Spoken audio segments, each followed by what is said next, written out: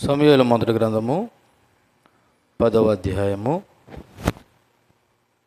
20వ వచనం నుంచి 24వ వచనం వరకు ఒకసారి నేను చదువుతున్నాను, చూడండి.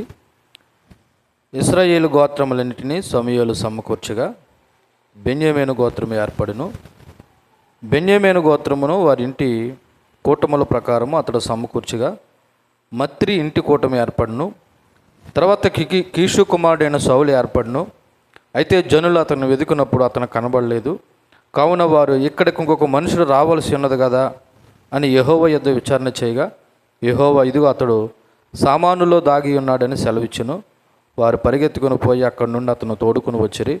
అతడు జన సమూహంలో నిలిచినప్పుడు భుజములు మొదలుకొని పైకి ఇతరుల కంటే ఎత్తుగలవాడుగా కనబడును. అప్పుడు సమూయేలు, జనులందరిలో యెహోవా ఏర్పరిచిన వారిని మీరు చూచితిరా? జనులందరిలో అతని వంటివాడు అక్కడో లేడని చెప్పగా, జనులందరూ బొబ్బలు పెట్టుచు రాజు చిరంజీవగనుగా కానీ కేకలు వేసిరి. ప్రార్థన చేద్దాం. పరిశుద్ధుడైన ప్రభువా, నిత్య నివాసి, మీకు వందనాలు. మీ కృపలో మీ ప్రియ కుమారుని ఈ లోకానికి పంపించి మా కొరకు ప్రాణం పెట్టి మమ్మల్ని విమోచన చేయాలని మీ యందు విశ్వసించిన వారిని, ఇదిగోనయ్యా కుమారుని విశ్వసించిన వారిని మమ్మల్ని నీతిమంతులుగా చేయడానికి ఈరోజున అనుదినము ప్రతిరోజు మమ్మల్ని ఆదరణకర్తవై నడిపిస్తున్న పరిశుద్ధాత్మ దేవుని యొక్క సహాయాన్ని బట్టి కృతజ్ఞతాస్తులు చెల్లిస్తూ ఈ చదవబడిన లేఖన భాగంలో ఉన్న సత్యాన్ని పరిశుద్ధాత్ముడు ద్వారా మాకు సహాయం చేసి ఇందులో ఉన్న సత్యాన్ని మీరు గ్రహించి మీ కృపలో వాక్యానుసారంగా నడవడానికి కావాల్సిన ఆధ్యాత్మిక జీవితం మాకు అందరికీ దయచేయమని యేసుక్రీస్తును నామములో అడిగి వేడుకుంటున్నాం తండ్రి, ఆమేన్. ఈరోజు మనం ధ్యానం చేస్తున్న అంశం పేరు ఏంటంటే నాయకత్వము దేవుని వరం. నాయకత్వము దేవుని యొక్క వరము. మనము ఈ 10వ అధ్యాయంలో 17 వచనం 18, 19 వచనాలు గత వారం మిస్పాలో జనులందరినీ సమూయేలు సమకూర్చాడు. ఎందుకు సమకూర్చాడంటే ఇశ్రాయేలు ప్రజలు సకల జనులు మర్యాద చొప్పున రాజు కావాలన్న మాటను బట్టి వాళ్ళందరినీ మిస్పాలో సమకూర్చి మరి ఐగుప్తు నుండి విడిపించిన విషయాన్ని గుర్తు చేశాడు. గత చరిత్ర అంతా ఒకసారి సమూయేలు వాళ్ళందరికీ ఏం చేశాడంటే గుర్తు చేశాడు. జనులు దేవుని త్రోసివేసి రాజును కోరిన తప్పిదాన్ని ఎత్తు చూపించాడు 18వ వచనంలో 19వ వచనంలో. ఇప్పుడు రాజును ఎంపిక చేసే ప్రక్రియ ప్రారంభించబడుతుంది. దేవుడు ఎవరిని ఎంపిక చేశాడో తెలియజేయడానికి ప్రాచీన ఇశ్రాయేలు పద్ధతిలో చీటీలు వేసే విధానాన్ని ఉపయోగించాడు. మీకు ముందు మధ్యాహ్నం చెప్పిన మరలా చెప్తున్నాను, వాక్యం చెప్పేటప్పుడు నా వైపు మాత్రమే మీరు చూడండి. సో 19వ వచనాన్ని ఆయనను మీ దుర్దశలన్నింటినీ ఉపద్రవములన్నింటినీ పోగొట్టి మిమ్మల్ని రక్షించిన మీ దేవుని మీరు ఇప్పుడు విసర్జించి మా మీద ఒక రాజుగా నియమింపమని ఆయన అడిగి ఉన్నారు. కాబట్టి ఇప్పుడు మీ గోత్రములు చెప్పునను మీ కుటుంబములు చెప్పును మీరు యెహోవా సన్నిధిని హాజరు కావలెను అని 19వ వచనంలో సమూయేలు ఆజ్ఞాపించిన దాన్ని బట్టి ఇప్పుడు ఇశ్రాయేలు గోత్రాలన్నీ కూడా హాజరయ్యారు. అది 20వ వచనం నుండి మనం చూద్దాం. ఇశ్రాయేలు గోత్రములన్నిటినీ సమూయేలు సమకూర్చగా బెన్యామీను గోత్రము ఏర్పడును అని రాయబడి ఉన్నది. 19వ వచనంలో సమూయేలు మొత్తం 12 గోత్రాలని కూడా మిస్పాలో దేవుని సన్నిధిలో వాళ్ళు ఏం చేశాడంటే సమకూర్చాడు. ఎందుకు సమకూర్చాడు? ఇశ్రాయేలు ప్రజలకు ఇప్పుడు రాజు కావాలి.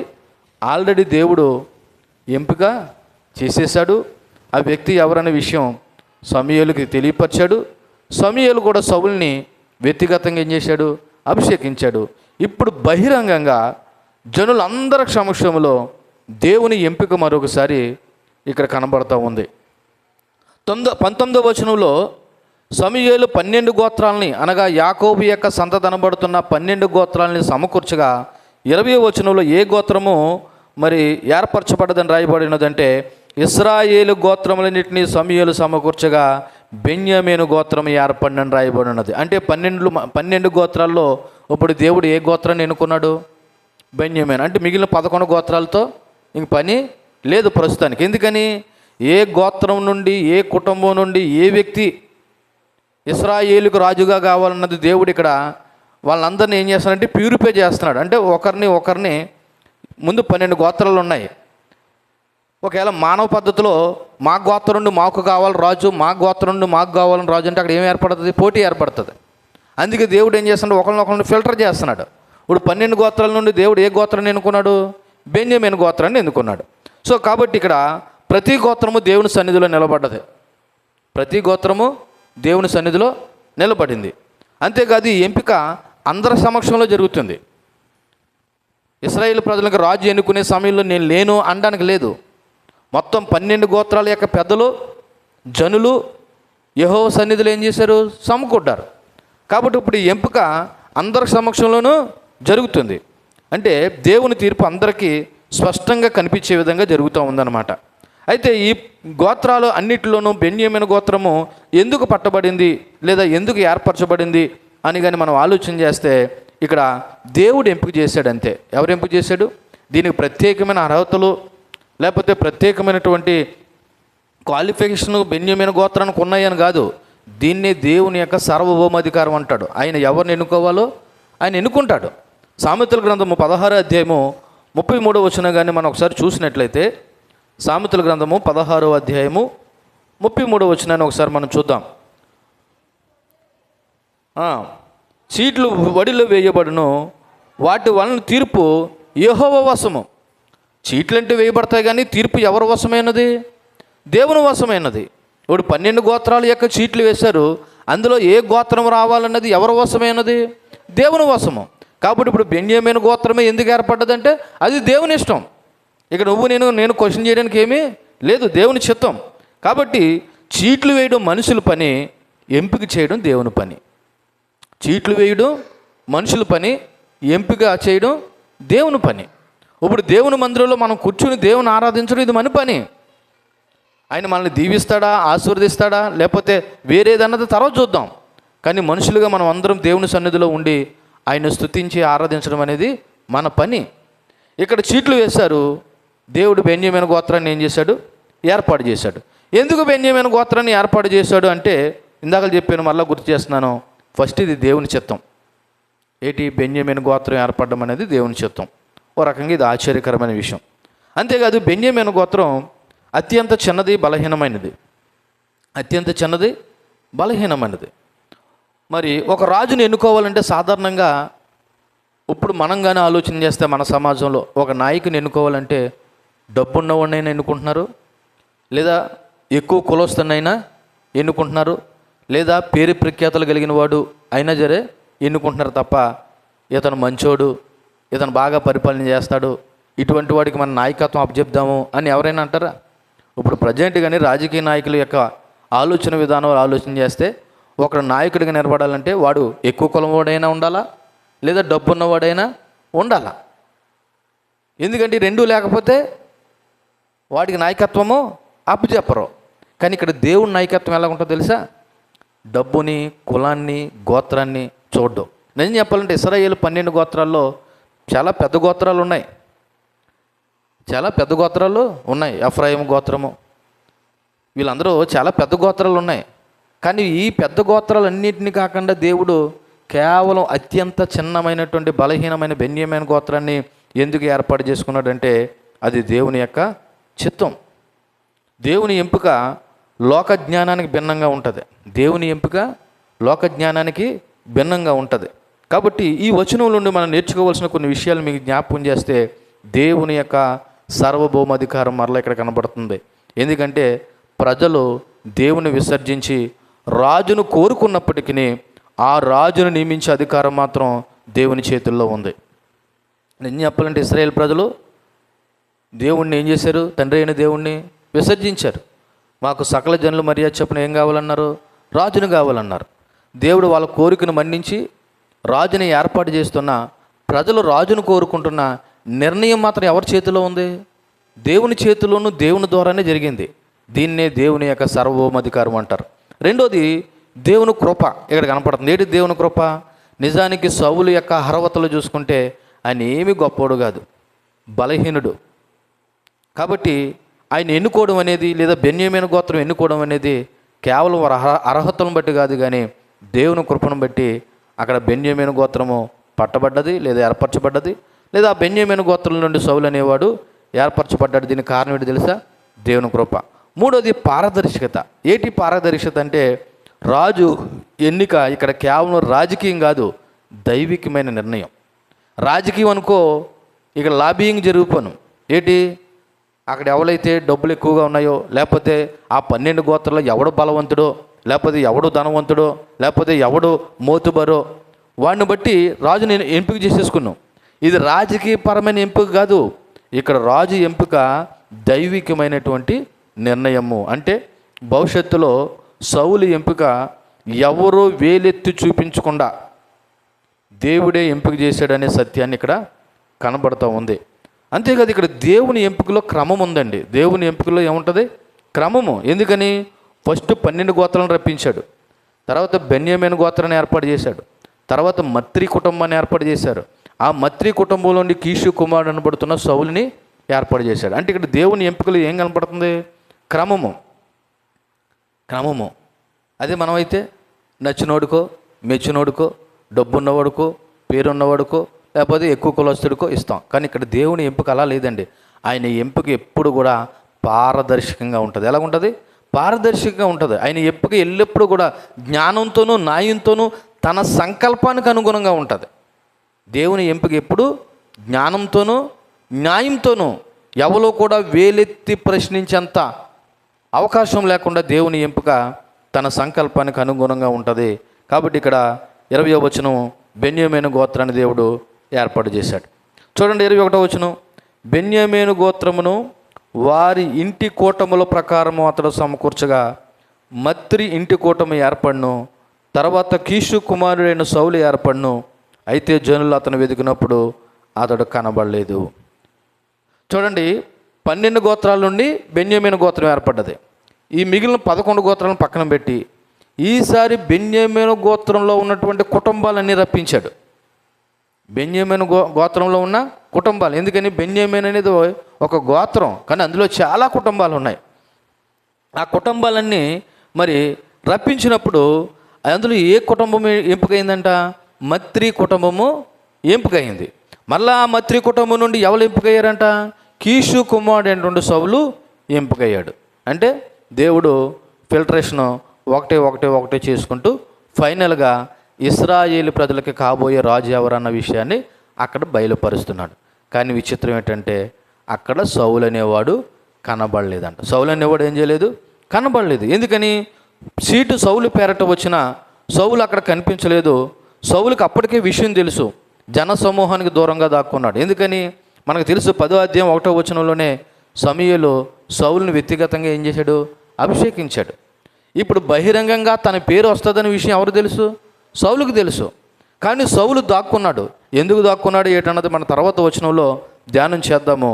ఎందుకంటే ఇక్కడ సౌలు దాక్కోవడానికి గల కారణాలు ఏంటన్నది స్పష్టంగా రాయబడకపోయినా కొన్ని ఆలోచనలు బట్టి తర్వాత ఎందుకు దాక్కున్నాడు అనే విషయాన్ని జ్ఞాపకం చేసుకుంటే ఇక్కడ దేవుని ఎంపిక చాలా స్పష్టంగా.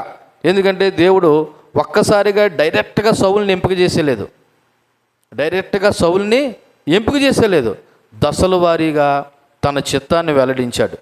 12 గోత్రాల నుండి బెన్యామీను గోత్రము, బెన్యామీను గోత్రం నుండి మత్రి కుటుంబము, మత్రి కుటుంబం నుండి కీషు కుమారుడైన సౌలు. ఈ క్రమము దేవుని నిర్ణయాన్ని అంగీకరించే అవకాశం ఉంది. ఎందుకంటే ఏ ఒక్కడో కూడా ఇది దేవుడి నిర్ణయం కాదనడానికి లేదు. ఎందుకని? డైరెక్ట్గా సౌలు అని అన్నాం అనుకో, ఏమో సౌలు బదులు ఇంకో సౌలు వచ్చాడేమో, లేకపోతే ఇంకొక వ్యక్తి పేరు వచ్చిందేమో అని పొరపాటు పడినాకు ఉంటుంది. ఇక్కడ అలా లేదు. 12 గోత్రాల నుండి బెన్యామీను గోత్రము, బెన్యామీను గోత్రం నుండి మత్రి కుటుంబము, మత్రి కుటుంబం నుండి కీషు కుమారుడు సౌలు. ఇంత స్పష్టంగా ఉన్నప్పుడు ఇంక సౌలుని దేవుడు ఎంపిక చేయలేదు అనడానికి అవకాశము లేనే లేదు. ఇది దేవుని ఎంపిక యొక్క పారదర్శకతను తెలియజేస్తుంది. అన్నిటికంటే ముఖ్యంగా రేపు అన్న రోజున సౌలుని సమూయేలు నిర్ణయించాడు అనడానికి కూడా అవకాశం లేదు. ఇక్కడ సౌలుని సమూయేలు నిర్ణయిస్తున్నాడా? దేవుడు నిర్ణయిస్తున్నాడా? దేవుడే నిర్ణయిస్తున్నాడు. రేపటి దినాన్న సౌలుని సమూయేలు నిర్ణయించాడు అనడానికి కూడా వీలు లేని విధంగా దేవుడు స్పష్టంగా ఇక్కడ ఎంపిక చేస్తూ ఉన్నాడు. సో ఈ వచనంలో కూడా నేర్చుకోవాల్సిన విషయాలను జ్ఞాపకం చేసుకుంటే దేవుని పిలుపు స్పష్టమైనది. ఆయన ఎవరినైనా పిలిచాడంటే స్పష్టంగా, ఎటువంటి అనుమానానికి తావు లేకుండా, అయోమయానికి గురి కాకుండా దేవుడు స్పష్టంగా పిలుస్తాడు. ఇది మొదటిది. రెండోది ఏంటంటే దేవుని పిలుపు నుండి ఎవ్వరు తప్పించుకోలేరు. నిజంగా దేవుడే కానీ పిలిస్తే దేవుడి పిలుపు నుండి ఎవ్వరూ ఎక్కడ పోయినా తప్పించుకోలేరు. ఎందుకంటే నిజానికి మనం ఎంత బలహీనమైనా బాధ్యతలకు భయపడి దాక్కోవలసి వస్తే దేవుడు మనల్ని ఎన్నుకున్నాడంటే నువ్వు ఆఖరికి ఎక్కడ దాక్కున్నా జర బయటికి తీసుకొని వస్తాడు. ఉదాహరణకి యోనా తెలుసు కదా మనందరికీ. యోనాని దేవుడు నినివే పట్టణానికి వెళ్ళమంటే ఎడపోయాడు, తర్షీషు పోయాడు. ఎవరో చూడరు కదా, నన్ను ఎవరు పట్టించుకోగలరు కదని చెప్పేసి ఆయన వాడ అడుగు భాగంలోకి పోయాడు. అక్కడ పెద్ద అల్లకొల్లలమే జరిగింది. తర్వాత యోనాని సముద్రంలో పడేశారు. చేప వచ్చి మింగివేసింది. తర్వాత ఒడ్డుని కక్కివేసింది. చివరికి ఎక్కడ వెళ్ళవలసి వచ్చింది మళ్ళీ యోనా? నినివే పట్టణానికి. అంటే నేను ఎందుకు చెప్పానంటే ఈ ఉదాహరణ, దేవుడు కానీ నిజంగా ఒక వ్యక్తిని పిలిస్తే ఆ పిలుపు నుండి నువ్వు ఎక్కడ దాక్కున్నా జరిగి తీసుకొచ్చి దేవుడు ఏం చేస్తాడంటే బయటికి తీసుకొస్తాడు. అంటే దేవుని పిలుపు నుండి ఎవ్వరూ తప్పించుకోలేరు. మూడోది, దేవుడు పిలిస్తే దేవుడు తనకు ఆ వ్యక్తికి కావాల్సిన కృపను ఆయన అనుగ్రహిస్తాడు. నిజంగా దేవుడు కానీ పిలిస్తే ఆ వ్యక్తికి కావాల్సిన కృపను ఆయన అనుగ్రహిస్తాడు. ఎందుకని? మనం బలహీనులము. మనం బలంతో చేసేది కాదు దేవుడు పని, మన జ్ఞానంతో చేసేది కాదు దేవుడు పని. ఒకవేళ ఈ లోకమైన పని నీ జ్ఞానంతోనూ నీ బలంతోనూ చేయొచ్చేమో, కానీ దైవికమైన పని, దైవికమైన కృప ఆత్మచేత మనం ఏం చేయాలా? చెయ్యాలి. ఈ దైవికమైన పని అండి ఇది. దేవుని పని ఏ పని? దైవికమైన పని. ఇది ఏ ప్రభుత్వ అధికారో ఏ ప్రభుత్వాలో అప్పచెప్పిన పని కాదు. ఇది దేవుడే అప్పచెప్పినటువంటి పని. అది సేవకునిగా నేనైనా విశ్వాసులుగా మీరైనా మనం అందరం కలిసి చేసే దేవుని పనికి దేవుని కృప అవసరం. నిజంగా దేవుడే కానీ పిలిస్తే అవసరమైన కృపను దేవుడే ఇస్తాడు. ఎందుకంటే మన బలహీనతలేటో దేవునికి తెలుసు. ఆయన మనల్ని బలపరిచి వాడుకుంటాడు. కాకపోతే విధేయత కలిగి ఉండాలి. ఎవరికి? పిలిచిన దేవునికి మనం ఏం చేయాలా? విధేయత కలిగి ఉండాలి. నాలుగోది, ఇక్కడ సౌలు కనబడలేదని ఉంది కదా. కొంతమంది ఈ విధంగా కూడా ఆలోచన చేశారు. వినయంతో సౌలు ఒకవేళ దాక్కున్నాడు అన్న ఉద్దేశంలో వాళ్ళు మాట్లాడితే, ఒకవేళ వినయం మంచిదే కానీ భయంతో దేవుని పిలుపు నుండి పారిపోవడం మంచిది కాదు. వినయం మంచిదే కానీ భయంతో, అంటే రేపటి దినాన్ని ఇశ్రాయేలు ప్రజల్ని నేను ఎలా పరిపాలించాలి, వీళ్ళని ఎలా నడిపించాలని ఒకవేళ మానవ సంబంధమైన భయంతో కానీ పారిపోయి దాక్కుంటే మాత్రం ఇది మంచిది కాదు. ఎందుకు మంచిది కాదంటే దాక్కోవడం వల్ల దేవుని చిత్తాన్ని ఆలస్యం చేస్తాం. దాక్కోవడం వల్ల దేవుని చిత్తాన్ని ఆలస్యం చేస్తాం. దేవుడు సేవ చేయమని పిలిచాడు ఒక వ్యక్తిని. నేను సేవ చేయనని చెప్పేసి దాక్కున్నాడు అనుకోండి కొన్ని సంవత్సరాలు, అయినా సరే దేవుడు ఏదో విధంగా అతను తీసుకొచ్చి ఏం చేస్తాడు? సేవలో వాడుకుంటాడు. కానీ ఇన్ని సంవత్సరాల్లో ఆయన దాక్కోవడం వల్ల దేవుని పని ఏమైపోయింది? ఆలస్యం అయిపోద్ది. అంటే దేవుని చిత్తాన్ని ఆలస్యం చేసిన వారు అవుతాం. కాబట్టి వినయం మంచిదే కానీ భయంతో దేవుని పిలుపు నుండి పారిపోవడం మాత్రం మంచిది కాదు. అలాగే ఇక్కడ ప్రారంభంలో ఉన్నటువంటి వినయము చివరి వరకు ఉండాలి. ఒకవేళ నాకైనా మీకైనా దేవుడు తన కృపలో మనల్ని పిలిస్తే, మీరు అనుకోవచ్చు ఇందాక నుంచి పిలిచారు అంటున్నారు, పాస్టర్ గారు మిమ్మల్ని పిలిచారు కానీ మమ్మల్ని పిలవలేదండి అని మీరు అనకండి. మన అందరికీ తెలుసు, గలతీయులకు రాసినటువంటి పత్రిక 1వ అధ్యాయము 6వ వచనం. ఈ వచనం మీద ప్రత్యేకంగా మనం ఒక ప్రసంగమే వినడం జరిగింది. ఒకసారి మీరు అందరూ కూడా బైబిల్ తెరిచి చూడండి. గలతీయులకు రాసిన పత్రిక 1వ అధ్యాయం 6వ వచనం. క్రీస్తు కృపను బట్టి మిమ్మల్ని పిలిచిన వానిని విడచి, అంటే దేవుడు మనందరినీ ఏం చేశాడు? పిలిచాడు.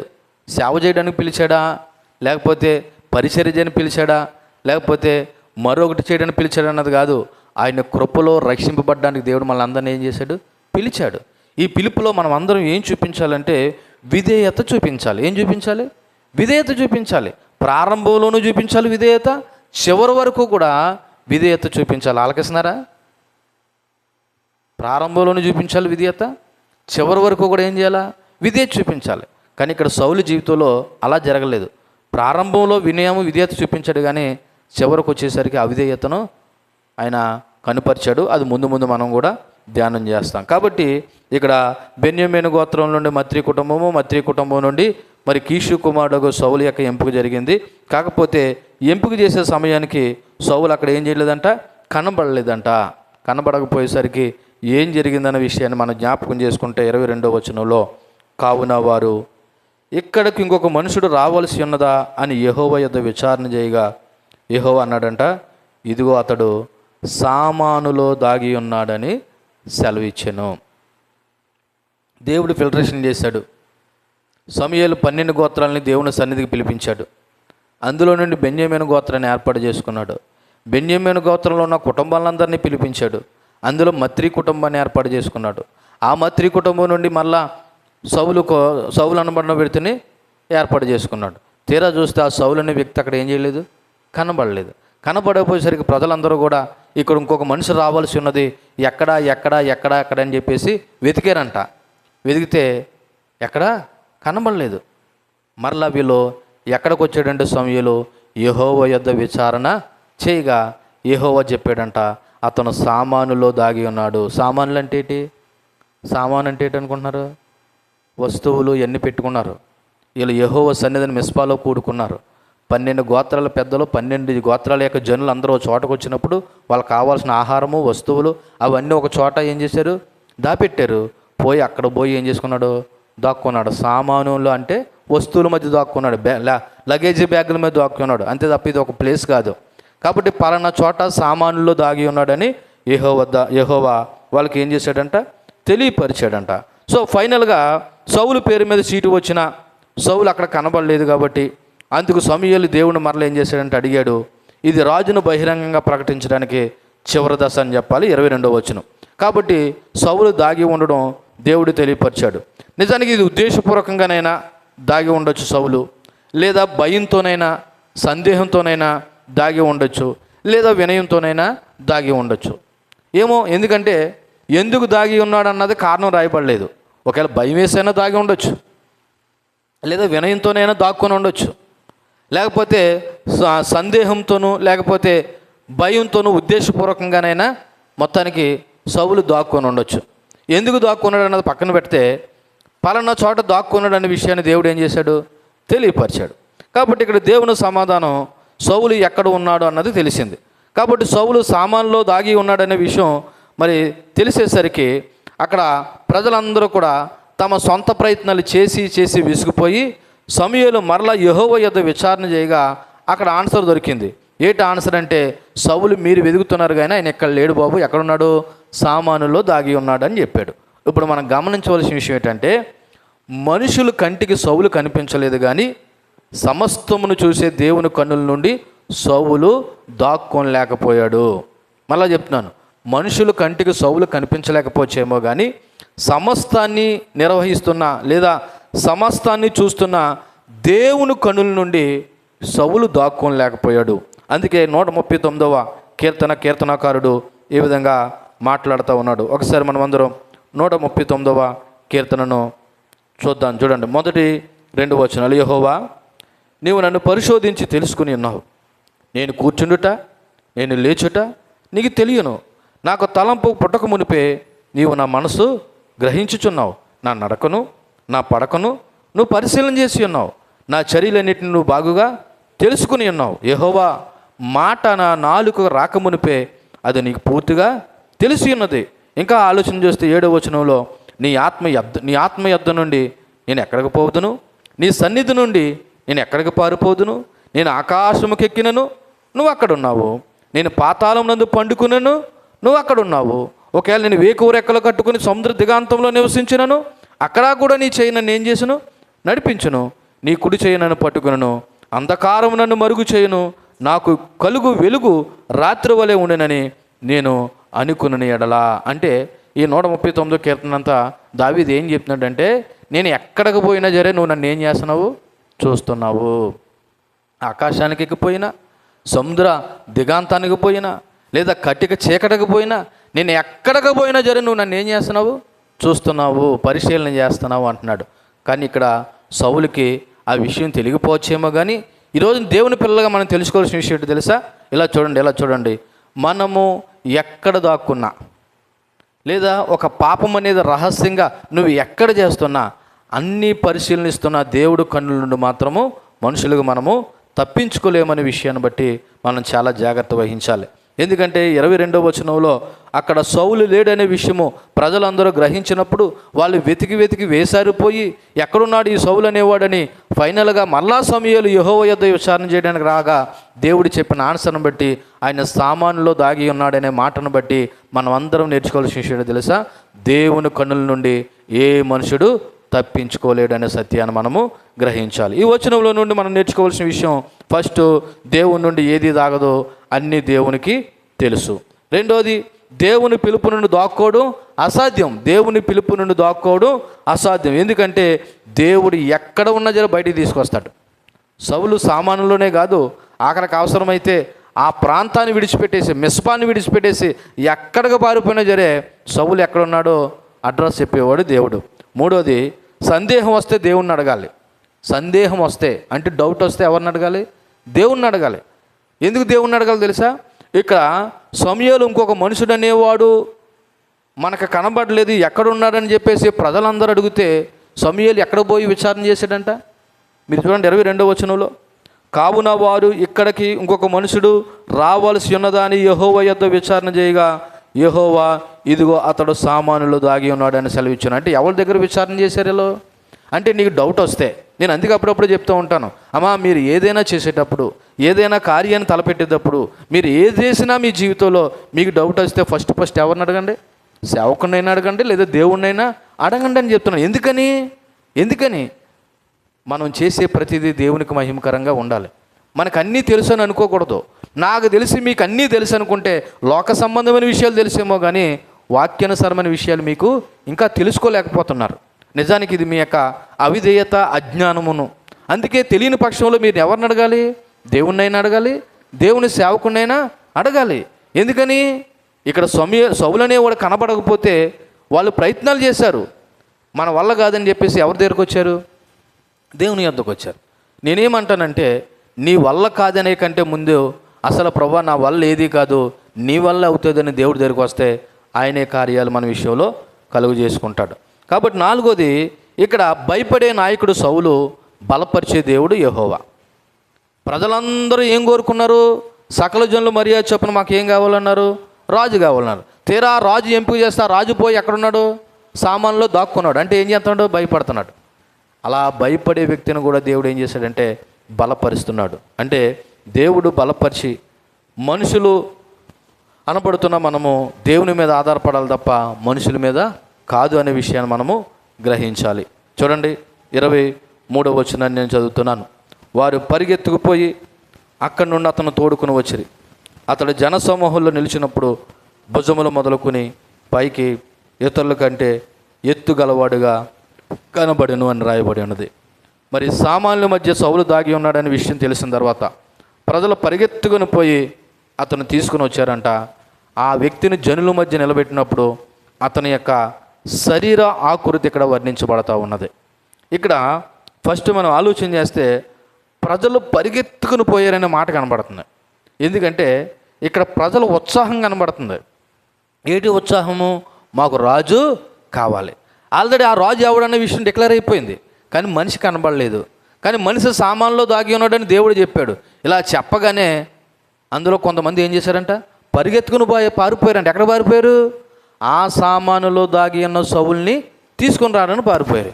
అంటే ఇక్కడ ప్రజలకి ఎంత ఉత్సాహం కనబడుతుందంటే, దేవుడు చెప్పిన మనుషుడు ఎలాగుంటాడు, ఏ విధంగా ఉంటాడు, మాకు కూడా జై కొట్టడానికి, మా ముందు నడవడానికి మాకు కూడా రాజు కావాలని చెప్పేసి జనులు పరిగెత్తుకుని పారిపోయారండి. ఇక్కడ మనం ఒక విషయం గమనించాలి. వీళ్ళ ఉత్సాహమే కాదు, వీళ్ళ ఆసక్తి కూడా కనబడుతుంది. మీకు విషయం చెప్పనా? మీరు కూడా చూడండి, అప్పుడప్పుడు కొన్ని విషయాలకు చాలా ముందుంటారు. ఎందుకు ముందుంటారంటే అది మీకు ఆసక్తి దాని మీద. నేనేమంటాను తెలుసా? ఆ ఆసక్తి దేవుని విషయంలోనూ, దేవుని మందిరానికి రావడం విషయంలో ఉంటే బాగుపడతారు, దీవించబడతారనే విషయాన్ని జ్ఞాపకం చేస్తున్నాను. అంటే నా ఉద్దేశం దేవుని మందిరానికి వచ్చేస్తాను కాదు, మీరు దేవుని సన్నిధిలోకి వస్తున్నారనే విషయాన్ని బట్టి. ఇక్కడ ఇశ్రాయేలు ప్రజలు కాబోయే రాజు పాలన చోట ఉన్నాడని తెలియగానే వాళ్ళు ఆసక్తితో పరిగెత్తుకుని ఉత్సాహంతో పారిపోయారు. కారణం ఏంటంటే దేవుడు చెప్పిన వెంటనే సౌలును ప్రజల మధ్యకి తీసుకుని వచ్చారు. రెండోది, అప్పుడు ప్రజలు మధ్య సౌలుని నిలబెట్టగా సౌలు మరి ఎలా ఉన్నాడని తెలుసా? మనం ఆల్రెడీ 9వ అధ్యాయం 2వ వచనంలో చూడండి. అతనికి సౌలు అనే ఒక కుమారుడు ఉన్నాడు. అతడు బహు సౌందర్యం గల యవనుడు. ఇశ్రాయేలులో అతని పాటి సుందరుడు ఒకడును లేడు. అతను భుజములు మొదలుకొని పైకి ఇతరుల కంటే ఎత్తుగలవాడని ప్రారంభంలో సౌలు గురించి దేవుడు చెప్పిన మాటలని ఇప్పుడు ప్రత్యక్షంగా జనుల మధ్య మరొక మారు జ్ఞాపకం చేస్తున్నాడు. ఎందుకని? సౌలు అనేవాడిని అంతవరకు ఎవరు చూడలేదంటే బహుశా కీషు కుటుంబం వాళ్ళు చూడుండొచ్చు, మత్రి కుటుంబం వాళ్ళు చూసి ఉండొచ్చు. కానీ 12 గోత్రాల యొక్క ప్రజలు సౌలుని ఇంతవరకు చూసి ఉండకపోవచ్చు. ఎందుకని? వీళ్ళు కొన్ని లక్షల మంది జనాభా. ఈ లక్షల జనాభాలో మరి సౌలు అనేటువంటి వ్యక్తి అందరికీ కనపడకపోవచ్చు. ఉదాహరణకి నేనే ఈ ఊర్లో పుట్టిన నేనే చాలామందికి తెలియకపోవచ్చు. ఎందుకని? నేను అందరికీ తెలియాలని రూల్ ఏమీ లేదు. అలాగే ఇక్కడ సౌలు కూడా కనబడగానే జనుల్లోకి తీసుకురాగానే అక్కడ ఎలా కనపడుతున్నాడంటే చూడండి, ఆ 23వ వచనంలో అతడు జనసమూహంలో నిలిచినప్పుడు భుజములు మొదలుకొని పైకి ఇతరుల కంటే ఎత్తుగలవాడుగా కనబడ్డాడు. వాళ్ళందరూ కూడా చూసి ఆశ్చర్యపోయారు. ఎందుకంటే అతడు బలిష్టమైన శరీరాకృతిని కలిగి ఉన్నాడు. ప్రజలందరికంటే ఎత్తుగా ఉన్నాడు. రాజుకు తగినటువంటి బాహ్య వ్యక్తిత్వం అతనిలో కనిపించింది. అవునరా, రాజు అంటే ఎలా ఉండాలా అన్నట్టుగా ఉన్నాడంట సౌలు. ఎందుకని? వాళ్ళు అటువంటి వ్యక్తినే కోరుకున్నారు. ఇక్కడ దేవుడు సౌలు శరీరాకృతం గురించి ఎందుకు ప్రస్తావించాడంటే, వాళ్ళు ఆల్రెడీ 1వ అధ్యాయము సమూయేలు మొదటి గ్రంథం 8వ అధ్యాయము 5వ వచనంలో ఏమని చెప్పారు తెలుసా? ఇదిగో సిద్ధగించము, నువ్వు వృద్ధుడవు, నీ కుమారులు నీ ప్రవర్తన వంటి ప్రవర్తన గలవారు కారు గనుక సకల జనులు మర్యాద చొప్పున మాకు ఒక రాజును నియమింపము, అతడు మాకు న్యాయం తీర్చునని అతనితో అన్నారు. వీళ్ళు బయట రాజులను చూశారు. ఫిలిస్తీన్లు, అన్యరాజులు, అమ్మోనియల రాజులను వీళ్ళు ఏం చేసి చూశారు. వాళ్ళ రాజులు ఎలాగ ఉన్నారంటే పెద్దగా పొడవుగా ఉన్నారు. మాకు కూడా అటువంటి ఒక బలమైన రాజు ఉంటే బాగుండే ఆలోచనలో వీళ్ళు ఉన్నారు. నిజంగా వాళ్ళు అనుకున్నట్టుగానే సమూయేలు శరీరాకృతి ఎలాగుందంటే ఆజానుభావుడు, అందగాడు, వాళ్ళందరికంటే ఎత్తైన వాడు. అందువల్ల దేవుడు ప్రజల కోరికకు అనుగుణంగా వారికి కనిపించేలాగా సౌలును వారికి ఇచ్చాడు. అయితే ఈ సంఘటన నుండి ఒక ముఖ్యమైన సారాంశం, ఆధ్యాత్మిక విషయం ఏం నేర్చుకోవాలి తెలుసా? బాహ్య రూపము నాయకత్వానికి సరిపోదు, దేవునికి విధేయతే నిజమైన గొప్పతనం. మరలా చెప్తున్నాను, బాహ్య రూపము నాయకత్వానికి సరిపోదు, దేవునికి విధేయత చూపించడమే నిజమైన నాయకత్వము. మీకు ప్రారంభంలోనే చెప్పాను, మన యొక్క అంశం పేరు ఏంటంటే నాయకత్వము దేవుని వరం. నాయకత్వము దేవుని వరం. ఇక్కడ వీళ్ళందరూ కోరుకున్నట్టుగా సౌలు కనబడతా ఉన్నాడు. నిజానికి బాహ్య రూపం చూసి వాళ్ళు చాలా ఆశ్చర్యపోయి కేకలు వేశారు. తర్వాత వచనంలో కనబడుతుంది. కానీ ఇక్కడ మనం నేర్చుకోవాల్సిన విషయం ఏంటో తెలుసా? నాయకత్వం అనేది బాహ్య రూపంలో లేదు, నాయకత్వం అనేది విధేయతలో ఉందనే విషయం మనం అందరం జ్ఞాపకం చేసుకోవాలి. అది మనం ఎలా చెప్పొచ్చు అంటే, ఇదే సమూయేలు గ్రంథము 16వ అధ్యాయము 7వ వచనాన్ని అక్కడ సమూయేలుతో దేవుడు చెప్పాడు. అయితే యెహోవా సమూయేలుతో ఎలాగ సెలవిచ్చును, అతను రూపమును అతని ఎత్తును లక్ష్య పెట్టకము, మనుషులు లక్ష్య పెట్టు వాటిని యెహోవా లక్ష్య పెట్టడు. నేను అతను త్రోసివేసి ఉన్నాను. మనుషులు పై రూపాన్ని లక్ష్య పెడతారు కానీ యెహోవా హృదయమును లక్ష్య పెట్టెను. అంటే ఇప్పుడు దేవుడు దేని లక్ష్య పెడుతున్నాడు? పై రూపాన్న, హృదయాన్న? కానీ ఇక్కడ ఇశ్రాయేలు ప్రజలు ఏమి లక్ష్య పెట్టారు? అతని యొక్క అందాన్ని, అతని యొక్క పొడుగుని, లేకపోతే అతని యొక్క దేహదారుఢ్యాన్ని చూసి వాళ్ళు కేకలు వేసి ఇశ్రాయేలు ప్రజలకి ఏలబోయే రాజు ఇతనే అంటే వాళ్ళు సంబరాశ్చర్యాలకు లోనైపోయి కేకలు వేశారంట. కానీ ఇక్కడ మనం నేర్చుకోవాల్సిన విషయం తెలుసా? ఎప్పుడు కూడా మనిషిని బాహ్య రూపాన్ని బట్టి తక్కువ అంచనేయకండి. నల్లగా ఉండొచ్చు కానీ వాళ్ళు గొప్ప వరాలు ఉండొచ్చు, తలంతులు ఉండొచ్చు, పొట్టుగా ఉండొచ్చు, లేదా పొడవుగా ఉండొచ్చు, లేకపోతే లాంగ్గా ఉండొచ్చు. దేవుడి పనికి ఇవేమీ లోపాలు కాదండి. దేవుడు పని చేయడానికి బాహ్య సంబంధమైనటువంటివి ఏమీ కూడా లోపం కాదు. మళ్ళీ చెప్తున్నాను, నాయకత్వానికి నిజమైన వరం దేవునికి విధేయత చూపించడం. కాబట్టి ఈ చదవబడిన ఈ 23వ వచనం నుండి నేర్చుకోవాల్సిన విషయాన్ని జ్ఞాపకం చేసుకుంటే, ఫస్ట్ బాహ్య అందము బలం మాత్రమే సరిపోదు, దేవునికి విధేయత చూపించడము ముఖ్యము. లేకపోతే నాయకత్వం ఫెయిల్ అవుతుంది. నాయకత్వం ఏమవుతుంది? ఫెయిల్ అవుతుంది. ఎందుకంటే నాకు తలంతులు ఉన్నాయి, నాకు గొప్ప వరాలు ఉన్నాయి, నాకు గొప్ప బలం ఉంది, లేకపోతే నాలో చాలా గొప్ప గొప్ప మరి బహుళ సంబంధమైనటువంటి నాయకత్వం నాలో ఉన్నాయి అని ఒకవేళ ఎవరైనా ఒకవేళ ఏమైనా ఒకవేళ లోపల అతిశయిస్తే గుర్తుపెట్టుకోవాల్సిన విషయం ఏంటో తెలుసా? నాయకత్వానికి ఇవేమీ అర్హతలు కాదు.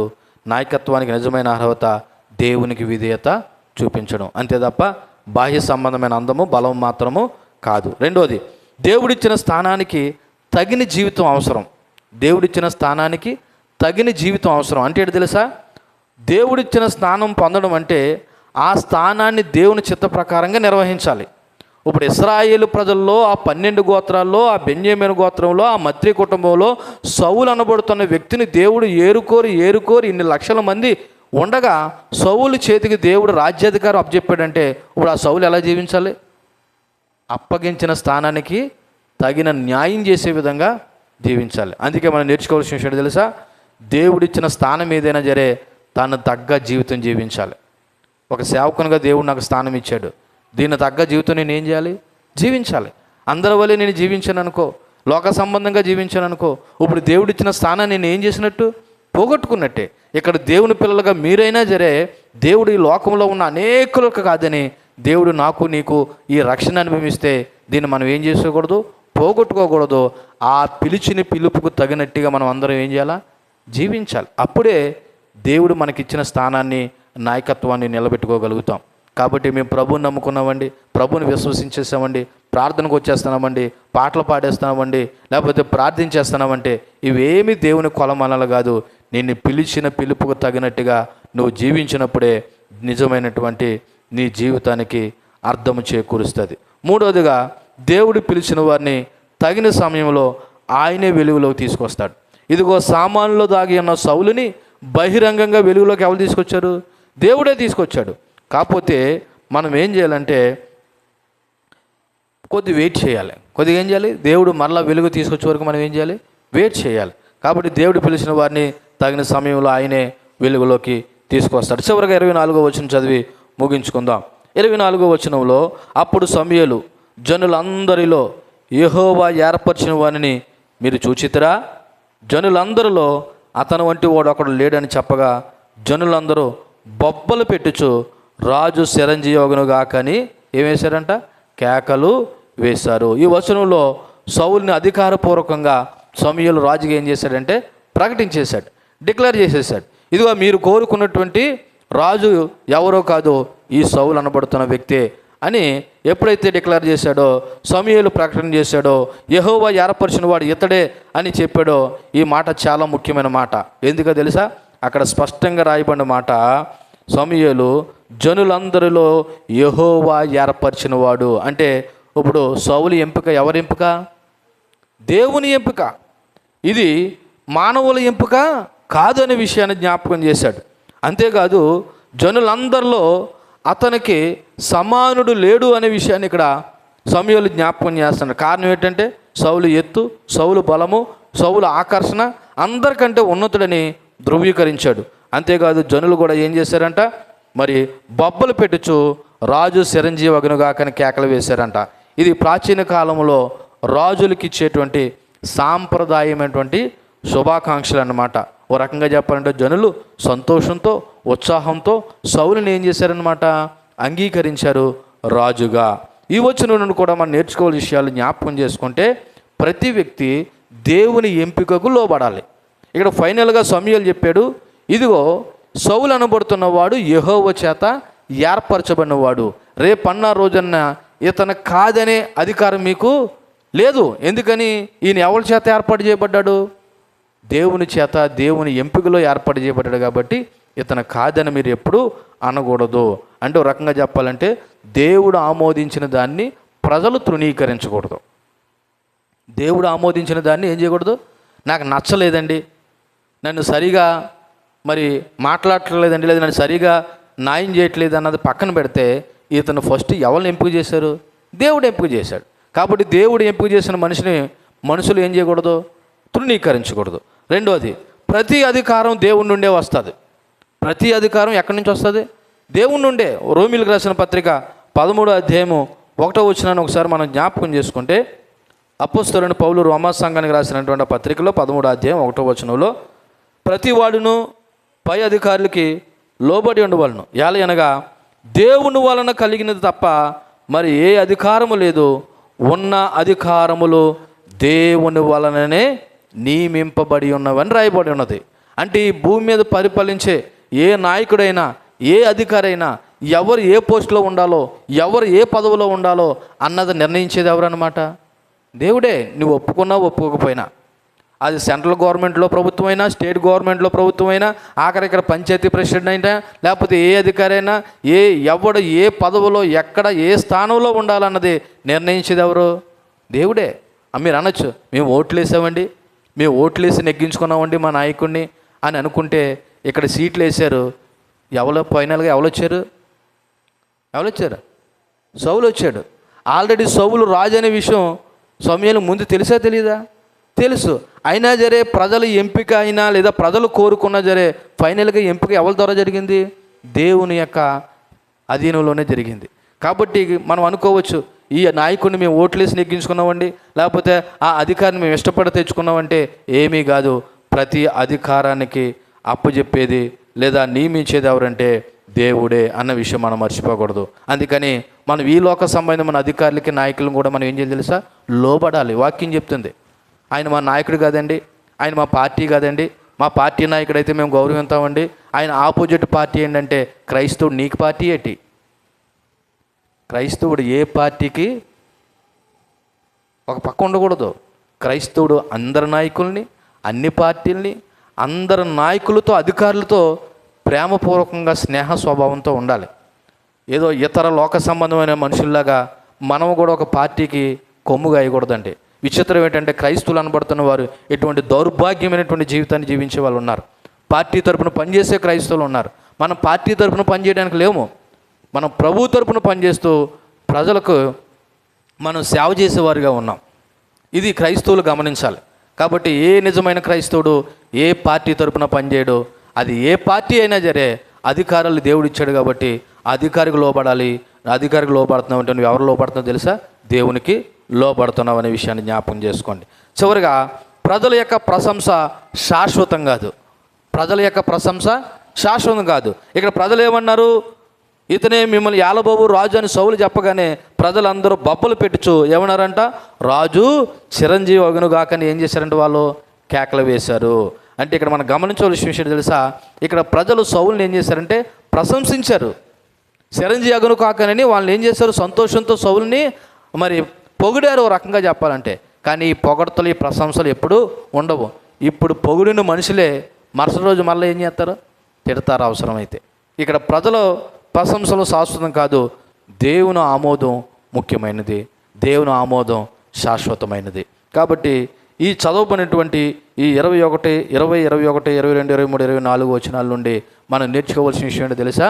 దేవుని ఎంపిక లేదా దేవుని యొక్క నాయకత్వం అనేది దేవుడు మనకి ఇచ్చిన వరం అనే విషయాన్ని జ్ఞాపకం చేసుకోవాలి. సౌలు ఇక్కడ రాజుగా ఎంపిక చేయబడ్డం సౌలు యొక్క భౌతికమైన అర్హతలను బట్టి కాదు, సౌలు యొక్క గుణాలను బట్టి కాదు, సౌలు యొక్క కుటుంబం యొక్క పేరు ప్రఖ్యాతులను బట్టి కాదు, కేవలం ఆయన కృపను బట్టి సౌలుని ఇశ్రాయేలు ప్రజలకు మొట్టమొదటి రాజుగా దేవుడు ఏం చేశాడు? నియమించాడు. అలాగే ఇక్కడ ఉన్న నీవు కానీ నేను కానీ ఆయన మహాకృపను బట్టి ఈ లోకంలో నుండి, ఈ పాపంలో నుండి తప్పించబడి ఆయన యొక్క ఆయన పిల్లలుగా దేవుని మన తండ్రిగా లేదా మన యొక్క ప్రభువుగా ఈ రోజున మనం కలిగి ఉన్నామంటే ఆయన కృప తప్ప మరొకటి ఏమీ కాదు. కాకపోతే గమనించవలసిన విషయం తెలుసా? ఇక్కడ ఉన్న మనం అందరం కూడా ఒక కుటుంబానికి, లేకపోతే ఒక సమాజానికి, లేకపోతే కొన్ని సందర్భాల్లో కొన్ని పనులకి మనం నాయకత్వం వహించే విధంగా దేవుడు మనల్ని ఉంచాడు. ఈ నాయకత్వ స్థానాన్ని మనం ఏం చేసేది తెలుసా? కాపాడుకోవాలి. అలా కాపాడుకోవాలంటే మనం అందరం దేవునికి విధేయత చూపించాలి. ఏం చూపించాలి? విధేయత. విధేయత అంటే మీకు ఏమర్థమైంది? బాగానే ఊకెట్టారు. కానీ విధేయత అంటే దేవుడు చెప్పిన ప్రతి మాటకి ఏం చేయాలా? లోబడాలి. నీకు కొన్ని విషయాల్లో నచ్చి నచ్చని విషయాల్లో కాదు, ప్రతి మాటలోనూ నువ్వు దేవునికి లోబడాలి. ఈ లోబడే క్రమంలో కొన్ని చేయవలసినవి ఉంటాయి, కొన్ని చేయకూడనివి ఉంటాయి. దేవుడు కొన్ని చేయమన్నాడు, కొన్ని ఏమన్నాడు? చేయొద్దన్నాడు. చేయొద్దన్నవి చేయడం మానేయాలి, చేయమన్నవి చెయ్యాలి. అదే సంపూర్ణమైన విధేయత అవుతుంది. అంతేగా నీకు నచ్చిన విషయాల్లో విధేయత చూపించి నీకు నచ్చకపోతే నేను విధేయత చూపించనంటే అది పరిపూర్ణమైన విధేయత కాదు. అందుకే పాక్షికమైన విధేయత సంపూర్ణమైన అవిధేయతను సూచిస్తుందంట. అంటే ఏంటో తెలుసా? నువ్వు చూపించే చిన్నపాటి విధేయత కూడా పూర్తిగా విధేయత చూపించకపోతే టోటల్గా నువ్వు అవిధేయుడివే.